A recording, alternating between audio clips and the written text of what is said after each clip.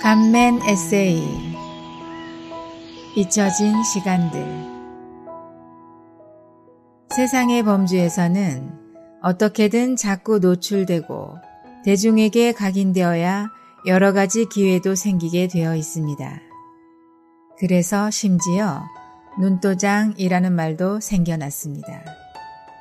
요즘은 어떻게든 튀어야 살아남는다는 말도 같은 맥락입니다. 그러나 새 사람인 교회의 범주는 꼭 그렇지만은 않습니다.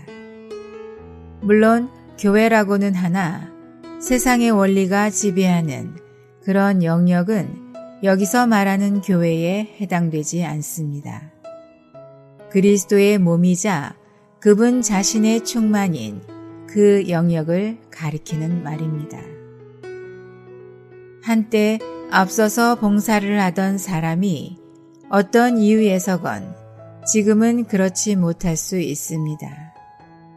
또는 한 무리의 동료들이 비슷한 시기에 교회 생활을 시작했는데 지금은 자기 외에 대부분은 어떤 위치에 도달했을 수도 있습니다. 어느 정도 소외되었거나 자신이 두드러진 존재가 아니라고 생각되거나 예전에는 인도하는 위치에 있었으나 지금은 오히려 뒤로 밀려나서 아무도 관심하지 않은 존재가 되었을 때 그런 외적인 상황이 자신의 내면의 영적 실제를 악화시킬까요? 비록 인간적으로는 이런 상황이 참기 어려운 기관일 수 있으나 영적인 시각에서는 이런 위기가 오히려 기회가 될 수 있습니다. 저는 며칠 전에 성경을 읽다가 감옥에 갇힌 세 사례가 생각났습니다. 첫째는 사도 바울입니다. 그가 예루살렘에 간 후 결례의식을 행하다 일어난 소동 이후 전개되는 장면들은 그야말로 숨막히는 긴장과 사건들의 연속이었습니다.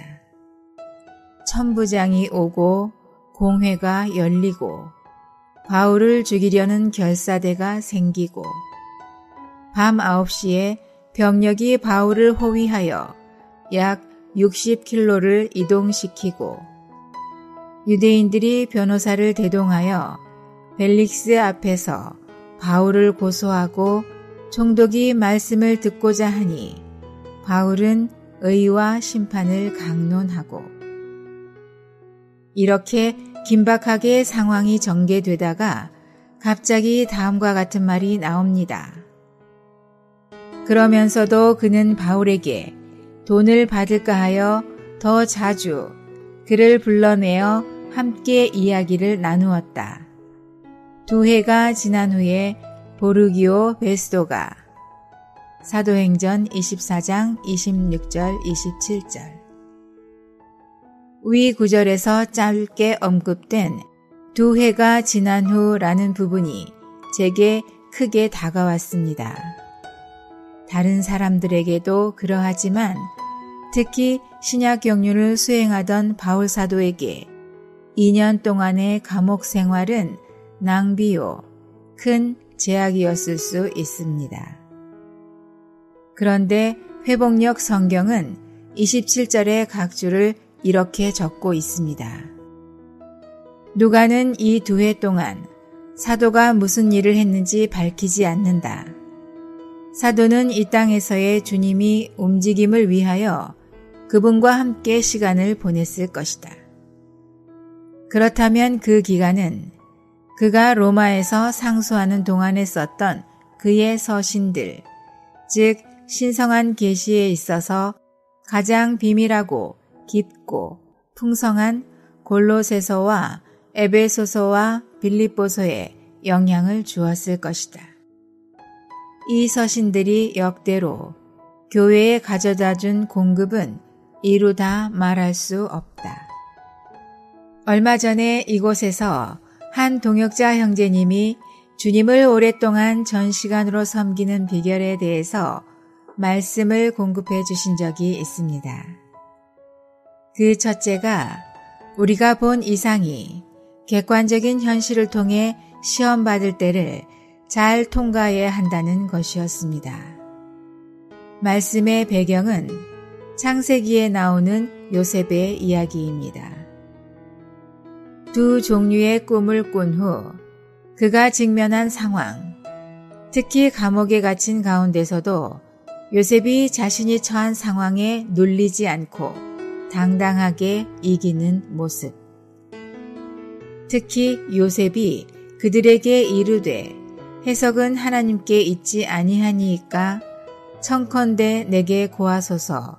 창세기 40장 8절의 부분이 압권이었습니다. 이와 관련하여 감옥에 갇혀있는 동안에 다스리지 못하면 나와서도 어렵다는 말이 마음에 많이 남습니다.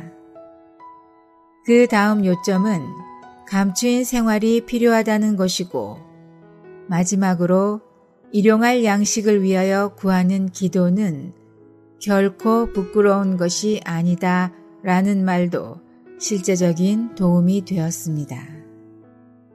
아무튼 바울의 2년 감옥 생활, 요셉의 감옥 생활, 그리고 우리가 잘 아는 워치만니 형제님의 20년 감옥 생활은 하나로 엮어져 제게 깊은 인상으로 다가왔습니다.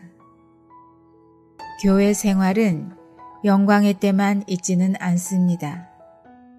때로는 지체들의 시야에서 멀어지고 심지어 그들의 기도 속에서도 잊혀질 때가 있을 수 있습니다. 그러나 그 시간들은 따로 자기의 존재감을 과시하기 위한 기회가 아닌 땅에 묻혀 썩어 자신의 생명의 성숙과 다른 지체들의 성장을 위한 걸음이 될 시간인지도 모릅니다. 아멘.